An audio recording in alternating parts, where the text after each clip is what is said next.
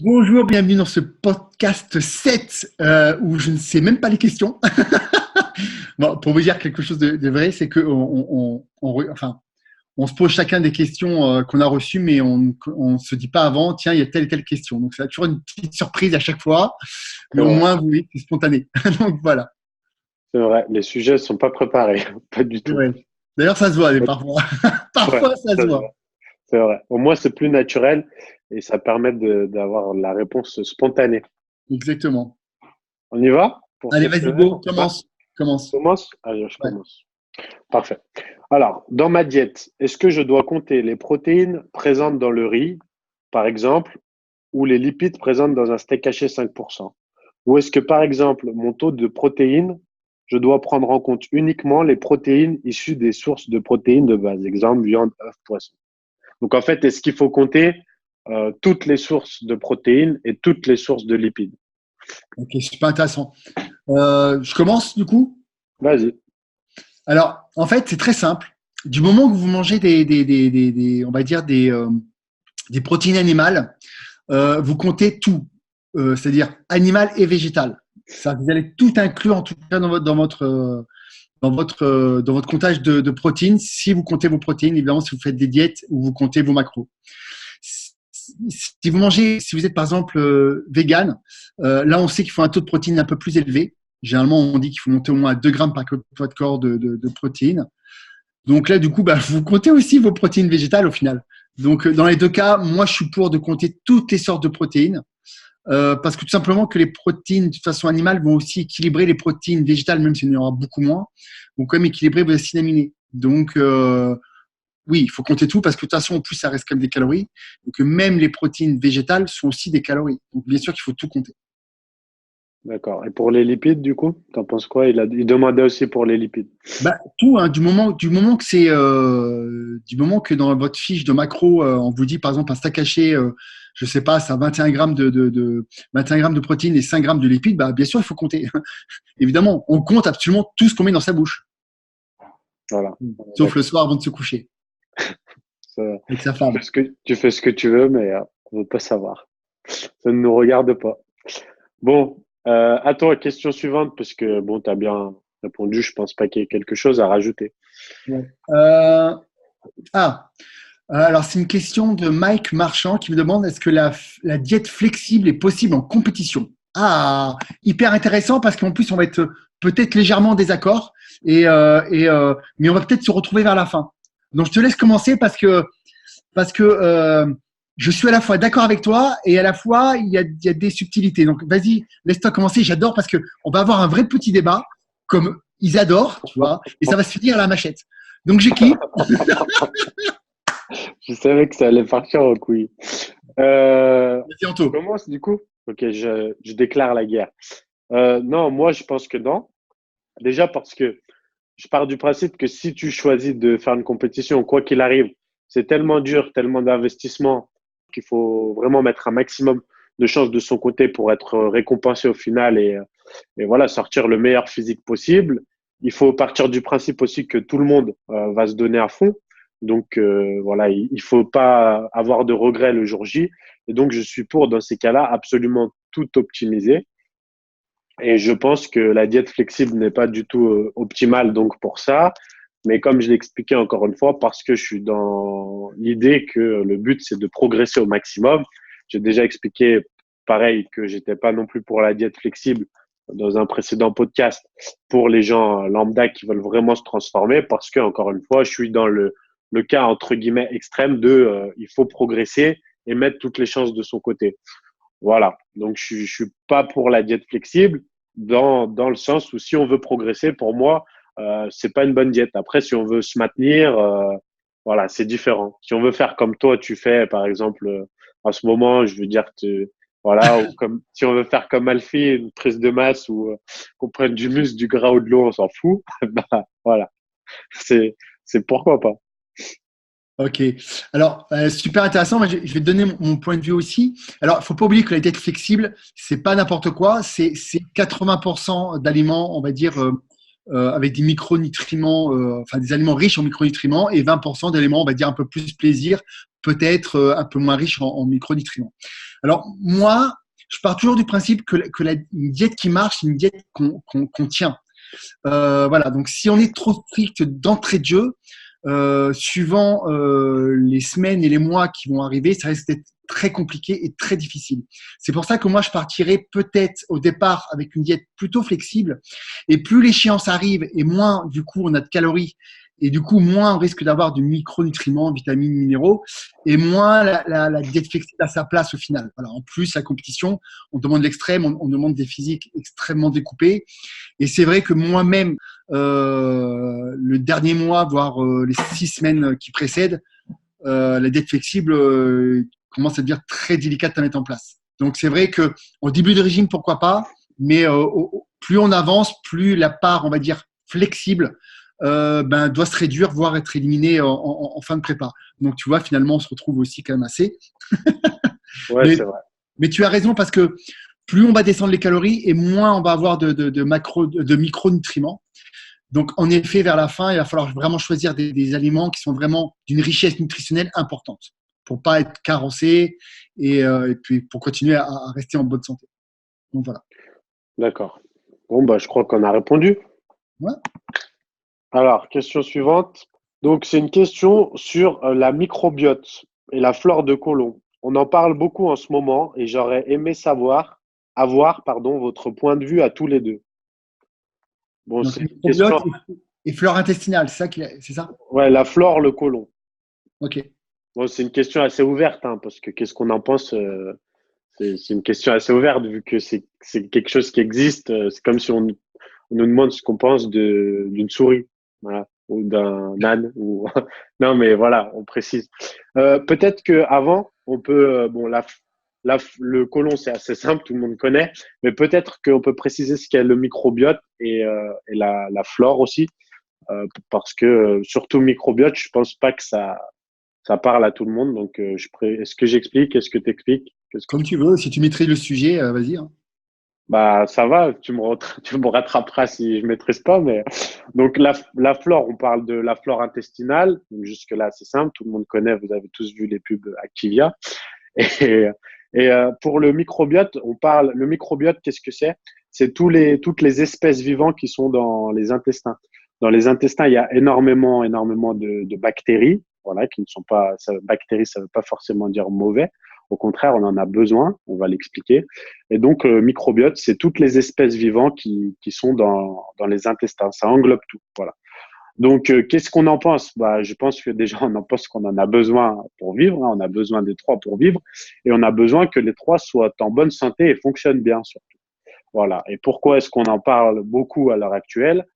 Eh bien, c'est parce qu'avec l'alimentation qu'on a et peut-être aussi le stress, le mode de vie, eh bien, ces trois éléments, on va dire, parce que c'est pas la même chose, ces trois éléments sont impactés et on a de plus en plus de problèmes de côlon, mais surtout de flore intestinale et le microbiote est de plus en plus perturbé. Voilà. Alors, peut-être que tu maîtrises encore mieux que moi le sujet, tu peux parler des soucis qu'il y a souvent avec voilà, tout ce qui est perméabilité intestinale et tout ça. Je te laisse un peu développer. Ouais, non, mais alors c'est un très vaste sujet. D'ailleurs, il y a des livres Ouais, voilà. entiers consacrés sur le truc, tu vois, donc c'est très compliqué. Et le problème, c'est que quand tu as une question aussi vaste, c'est difficile de rentrer dedans. En tout cas, ouais, donc c'est quelque chose d'assez important. Et aujourd'hui, je pense qu'on est dans une alimentation qui est assez défavorable par les produits industrialisés en général. C'est pour ça qu'on vous recommande toujours, peu importe en fait le régime que vous allez adopter, mais au moins de cuisiner un maximum les aliments bruts et éviter justement d'acheter ou des plats préparés ou des aliments qui sont trop modifiés par l'industrie agroalimentaire. Voilà, ça reste des trucs assez basiques. Encore une fois, on nourrit assez bien le microbiote par les fruits et légumes, mais attention aux légumes, il faut bien les cuire parce que ça contient aussi pas mal d'antinutriments. Et tout ça, donc il est préférable, à part la carotte, mais ça c'est un autre sujet, il est préférable quand même de bien cuire ces légumes et les fruits, pensez à enlever la peau parce que pareil, ça contient aussi une protection. Donc pensez voilà à manger des fruits sans la peau et à cuire plutôt vos légumes. Voilà, c'est une généralité un peu vaste, mais ça vous donne au moins une piste. Et puis éviter bien sûr les aliments industrialisés. Ça marche. Le côté vraiment pratique, on va dire. Ouais, voilà. Après, comme tu l'as dit, c'est un très vaste sujet, mais de manière générale, en suivant les recommandations qu'on donne, il ne devrait pas y avoir de soucis de ce côté-là, hormis des pathologies diverses ou des troubles dans le passé. Peut-être juste, on peut rappeler que quand on a eu des soucis, quand on a des soucis avec la flore intestinale et tout, ça met du temps à se reconstruire complètement. Donc, il faut être patient et pas croire que dès qu'on reprend des bonnes habitudes alimentaires, tout de suite, ça va mieux. Euh, il me semble que ça prend quand même plusieurs mois avant qu'elle se rétablisse complètement. Alors, est-ce que j'ai quoi comme question? Ah, intéressant. Comment faire la différence entre rétention d'eau et prise de gras? Par exemple, j'ai une personne là qui a une différence entre le matin et le soir. Voilà, c'est Nicolas qui pose cette question. Donc, comment faire la différence entre la rétention d'eau et la prise de gras? Alors déjà, c'est assez simple. S'il y a une différence entre le matin et le soir, c'est forcément de la rétention d'eau parce qu'on ne stocke pas du gras en une journée. Il n'y a pas de différence. On remarque pas une différence du matin au soir. C'est hyper, hyper, hyper rare. Contrairement à la rétention d'eau, où là, effectivement, ça peut fluctuer en fonction des moments de la journée, en fonction de la chaleur, enfin tout un tas de choses, la circulation sanguine, etc. Donc voilà. Comment faire la différence? Alors, visuellement, c'est peut-être assez dur quand on n'a pas d'expérience, mais je pense qu'il y a une petite technique toute bête à faire, c'est de prendre la peau, comme ça, et de pincer en touchant la texture de la peau. De manière générale, si vous sentez des capitons et que c'est douloureux, c'est du gras. Si vous sentez que la peau est suffisamment fine, qu'il n'y a rien en dessous et que c'est pas douloureux, en général, c'est plus de l'eau. Il y a aussi cette fameuse méthode, tu sais, des marques rouges là où on appuie et vous voyez une marque rouge qui reste. Comme un coup de soleil un peu d'ailleurs. Voilà, comme un coup de soleil. À ce moment-là, eh bien, ce sera aussi effectivement de la rétention d'eau. Voilà, ça peut être deux repères, je pense, deux techniques assez simples. Hein. Il n'y a rien de médical, mais assez intéressant. Après, voilà, tu as peut-être d'autres techniques pour voir comme ça. Ouais, bah, déjà, il faut vous dire que c'est souvent du gras. Ouais, voilà, déjà, c'est sûr. Ouais. C'est un mélange des deux, c'est-à-dire de gras et d'eau. Mais généralement, quand vous avez un individu qui est très sec, donc qui a un taux de masse grasse très basse, vous voyez qu'en fait, les personnes qui ont un taux de masse grasse très basse, ils ont aussi un peu d'eau au final. Voilà, parce que généralement, 90% du temps, c'est du gras, messieurs, Oui, dames. c'est sûr. Voilà, et encore plus chez les hommes. Voilà, mais encore une fois, dites-vous bien, c'est souvent du gras. Alors, quand il y a une petite différence du matin au soir, en effet, ça peut être un problème de circulation sanguine ou de choses comme ça. Donc oui, ça peut être un petit peu d'eau. Mais voilà, n'oubliez pas que souvent, c'est 90% d'eau, de graisse et 10% d'eau. Donc voilà. Et petit aparté là-dessus d'ailleurs, c'est pas parce que vous allez couper le sel que ça va régler le problème. C'est un peu plus complexe que ça. N'oubliez pas que plus vous allez couper le sel, plus votre corps va. Vous allez envoyer un signal à votre corps en disant: et Coco, on a plus de sel, donc on va enclencher des hormones pour retenir le sel. Donc vous allez faire en fait de la rétention d'eau. Donc attention, n'ayez pas la phobie du sel, surtout si vous mangez beaucoup de fruits ou de pommes de terre ou de patates douces qui sont riches en potassium, parce que tout ça va équilibrer parfaitement le sodium. Donc voilà, on peut manger du sel, avoir la phobie du sel. Généralement, pour les personnes sédentaires, on recommande à peu près jusqu'à 3 grammes de sel par jour, et pour les sportifs, on peut monter à 6 grammes, voire plus. Et sans aucun souci. Encore une fois, si votre alimentation derrière est plutôt riche en fruits et en aliments riches en potassium. Hein, et voilà. Après, il y a d'autres facteurs qui rentrent en jeu parce que c'est corrélé avec le calcium, le magnésium. Enfin bon, après, tout ça, c'est des équilibres entre les minéraux. Mais voilà, n'ayez pas déjà la phobie du sel. Et voilà. Et puis buvez normalement. C'est pas la peine non plus de boire des litres et des litres et des litres. Sur ça, souvent, il y en a plus qui boivent trop peu que qui boivent trop. Tu vois ce que je veux dire? Il y en a plus qui Ouais, ne mais boivent pas assez, qui boivent trop. moi, je connais beaucoup de préparations, hein, pour pas dire préparateur, de préparation où les gars, ils font boire 6, 7, 8 litres d'eau. Ça sert strictement à rien à part à drainer un maximum d'eau. C'est pas forcément ultra bon pour la santé, je vous le dis clairement. Donc, et ça sert strictement à rien au bout d'un moment, quoi. Donc, ça sert à rien de monter à des dosages, à des litres et des litres, ça sert à strictement à rien. Voilà, Voilà, ça aussi, donc c'est un peu des idées reçues, quoi. Si vous voulez pas de rétention d'eau, voilà, il faut un juste milieu. Il faut une bonne hydratation parce que si vous buvez pas assez, voire pas du tout, hein, il y en a qui boivent moins d'1 litre par jour, vous risquez de faire de la rétention d'eau. Si vous buvez trop, ça n'aidera pas non plus. Et en plus, voilà, les reins, c'est un organe et tout organe, plus il travaille, plus il fatigue, plus vous avez de chances qu'il soit malade. Donc, en le faisant trop travailler, comme Chris a expliqué, en buvant trop, eh bien, vous usez votre capital, le capital santé de votre rein beaucoup plus vite. Et donc, vous risquez de le payer un jour. Donc, Ouais, puis vous éliminez aussi beaucoup de minéraux, quoi. Donc, mm. c'est pas le but non plus. Hein, c'est encore une fois, tout est une juste milieu, toute une question Et surtout que de cohérence. le plus grave, c'est que Donc, surtout que dans ces préparations, souvent on boit 7-8 litres d'eau. Les personnes qui les conseillent souvent les eaux comme courant meilleur Contrex, très riches en minéraux. Et donc, à la quantité d'eau consommée, ça fait énormément pour les reins en plus à éliminer. Ça surcharge énormément les reins. Donc, on peut aussi dire que lorsque vous buvez beaucoup, faire attention au choix de son eau, ça peut être intéressant aussi. Et privilégier dans ce cas peut-être les eaux pour nourrissons, par exemple, qui du coup contiennent beaucoup moins de minéraux et voilà, sont plus intéressantes. ok. Question suivante. Ouais. Quel est pour toi le meilleur sucre rapide pour recharger son glycogène après une séance naturelle, bien sûr? Je réponds qui, quoi, moi? Vas-y. Après une séance, de toute façon, il y a une chose, hein, c'est que le glycogène musculaire, en fait, euh, se refait sur à peu près 24-48 heures. Donc, ça se refait progressivement. Donc, ça sert à rien de vous gaver de sucre juste après. Vous pouvez bien sûr en prendre, mais ça sert à rien, entre guillemets, de se gaver d'aliments glucidiques. Moi, je trouve que les fruits, c'est génial. C'est riche en potassium, c'est riche en vitamines. Donc, je trouve que les fruits sont vraiment intéressants, même si ça contient moitié fructose, mais et que ça passe par le foie, c'est pas un problème. Je trouve que c'est très hydratant aussi parce que généralement les fruits sont gorgés d'eau.